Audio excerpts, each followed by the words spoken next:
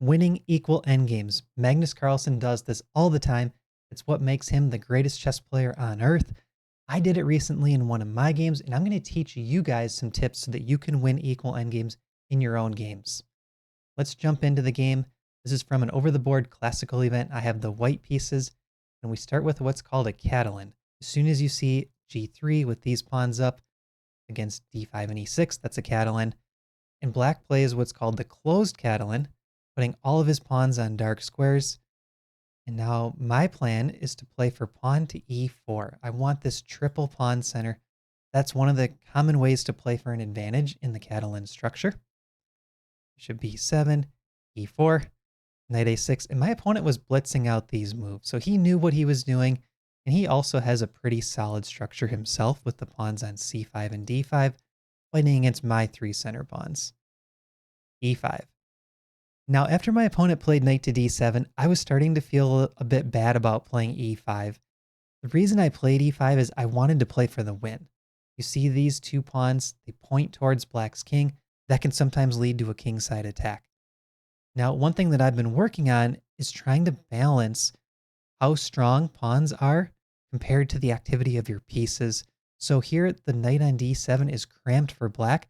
That gives me an advantage. But there is this potential weak pawn on e5 if these other dark squared pawns trade off. So I play d takes c, he takes back, and now I play rook e1. And my plan here is I want to play h4, knight to f1, maybe knight to h2, knight to g5, maybe bring that h2 knight to g4, and I'm just going to shift all of these pieces up the king side and start to attack black. And I'm not going to care about any weak pawns in the center. That's my plan. He goes knight to b6, so he's playing queenside. I'm going kingside. Rook b8, and now I take one move to shore up this pawn on c4 by playing b3. And notice how black has all of these pieces over on the queen side. When your opponent has all their pieces jumbled up on one side of the board, if you can play actively on the other side of the board, that can pay off. So I bring the knight over to f1, and I had a one-track mindset. A little bit better here would have been to play bishop to b2, putting that bishop on the long diagonal and also supporting the pawn. And then I could play, for example, rook a to d1 next and have both the rooks on the nice center files. And this black queen doesn't have a great square, so that would be taking advantage of black's pieces being jumbled up back here. Bishop to b2 is a great move. I play knight f1, a5, bishop g5. Now here, there is a bit stronger of a move if I play knight to g5. And this is something that Capablanca did a lot in his games. It threatens the immediate checkmate, and that would force black to open up his position a little bit or give me the bishop pair. So for example, knight g5, you really don't want to play g6 as black, opening up these dark squares. But after bishop takes g5, bishop takes, the queen moves, rook a d1, this is a nice comfortable advantage for white. But I played bishop g5 instead, offering the trade of bishops. And after a4, c takes d, I kind of decided to go for this forced sequence, which leads to an equal endgame. So we're going to talk about how to win equal endgames. Now it's coming up. So he takes, I take, both queens are attacked. Takes my queen, I take his queen, moves the rook, and I'm going to scoop up this pawn. He's going to scoop up that pawn. Take, take. Now, look at the eval bar, 0.00, dead equal. One of my takeaways has been, how can I win endgames that are equal? I've learned the formula to do it, and I'm going to teach you guys what you need to do. The first thing to do is play very actively. So I'm putting my rook on c1, right? Both rooks are active. They're attacking this pawn. He defends with the knight. Now I bring my knight back.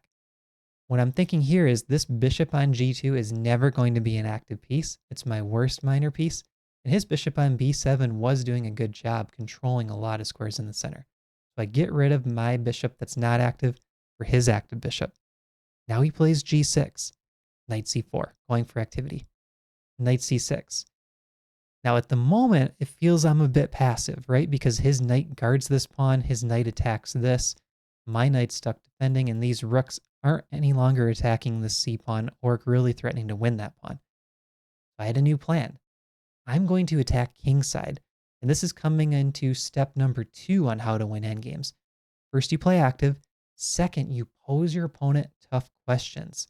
So watch what I do here. Rook to e2, knight d4, and I rook left, rook to e4. Now knight to h2. This knight is heading to g4 and trying to attack the black king. Rook to b8, knight to g4. So now I'm starting to think maybe I can play pawn to h5. Maybe I can play knight to f6 check, swing this rook to the h file, swing this rook to the g file. And the MVP of this position is probably the knight on c4 because he holds the a3 pawn and he holds the e5 pawn. So my other three pieces can do whatever they want. King g7 played. Now this move is really cool. It's a pawn sacrifice. Pawn to h5. I was extremely happy when I found this move because I think it's difficult to play for black. He grabs the pawn. And now I play knight to f6. Now you might be thinking, Matt, why would you play knight f6? Knight takes f6, pawn takes f6, king takes. You're now down 2 pawns. Well, that's exactly what happened. Takes, takes, takes. And now I play knight to e5. The eval is still very close to equal, but in a human versus human game, I'm creating threats. I'm already threatening this immediate knight to d7 check, forking the king and the rook. Black has to start thinking, right? He doesn't want to get checkmated. He doesn't want to have his king and rook forked. He doesn't want to lose the c pawn. He has pawn weaknesses over here on the h file. So there's no time to play, for example, rook takes a3. So first he goes rook to b2. He is trying to play active himself, so I'll give him credit. He's got his rook on the second rank. Now I play rook takes c5. So 1 pawn back, only down 1 pawn. It's an ugly doubled pawn. I have the only passed pawn on the board, the pawn on a3, and there's no time to capture it because of rook takes knight. He moves the knight, excellent move. Now I play rook to c7. This threatens rook takes f7 check, and black does not want to see that. He could get away with rook takes a3, but it's feeling a little bit dicey for the black king. So he decides, okay, I'm going to play knight d6 and try to win that a3 pawn next. The knight guards this pawn. So here I play rook to f4 check. If you want to pause the video and figure out what happens after king takes e5, the answer is rook to c5 checkmate. So there's no king takes knight. It's an endgame checkmate with the king in the middle of the board. Instead he goes king g7. I take f7. Rook to b7, strongest move on the board. Take, take. Now I bring the knight out to g5. And what I'm doing is I'm continuing the plan, right? Play active, create tough questions for the opponent. This position is still very close to equal. It's equal on material, but there again is no rook takes a3 because of rook f7 check and winning the knight, or potentially knight takes e6 check and going for other tactics against the king. So he decides to play defensive. I move the rook to attack the knight, so there's still no rook takes pawn. Still no rook takes pawn, and now I finally push. So I knew I had a slight advantage here. I have the only passed pawn on the board. Now here's a third endgame tip for you guys. Passed pawns pose problems. A passed pawn is a great way to play for the win. If you saw my last video, I used two passed pawns to play for the draw in a losing endgame. Now I'm using a passed pawn to play for a win in an equal endgame. Rook a5 played, king f1. I'm just trying to march my king over towards the pawn. So there's a little bit of shuffling here. I'm trying to avoid any trades. And at this point, after rook to c2, I started to get excited. I block with the rook, and then I get my rook behind the pawn. You might be thinking, why is it important to have the rook behind the pawn? This rook on a2 can go to a3, a1. It can move back and forth up and down these a file squares. As soon as the black rook moves, my pawn pushes. So my rook has freedom to move up and down the a file. The black rook does not, because every time my pawn pushes, and eventually he'll go to a8, and he's going to run out of squares when my pawn's on a7. So this area of the board, this a file, is an advantage for white.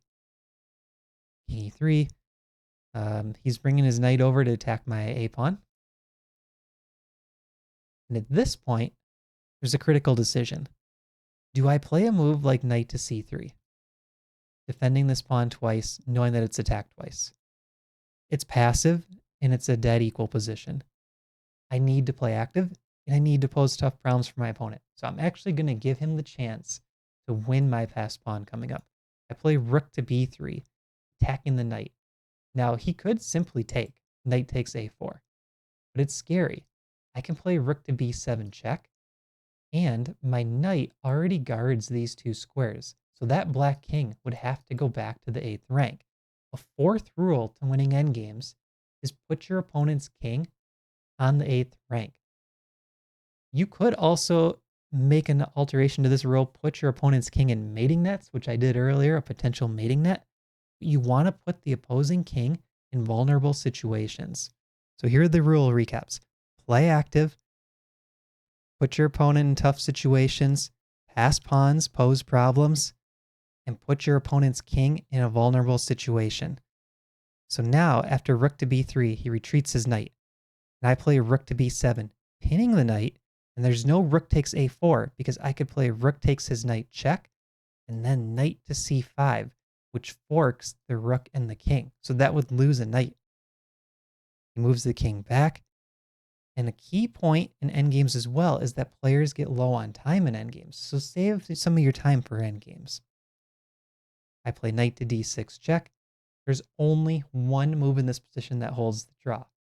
It looks like king d8 and king e7 are both perfectly fine. He made the wrong move though. He played king e7. Now I play knight to c4. And this is a win by force. Again, there's no rook takes a4 due to this tactic with the fork next. He plays rook to c4, and I go knight to e5. The problem is if the rook guards, I simply take, take, take, take. All of that trades off. He has to run his king all the way over to the a file to stop this pawn, and my king is simply going to win the e pawn. My f pawn pushes, that wins the game. So he goes rook c3 check, checks me around a little bit, but this was a pretty straightforward win. I'll just show you quickly how it finishes. Eventually bring this pass pawn all the way up, bring my king up, and this starts to create a mating threat, and he allowed me to get the checkmate. So this is how you can win equal endgames. Hope you guys utilize this in your own games.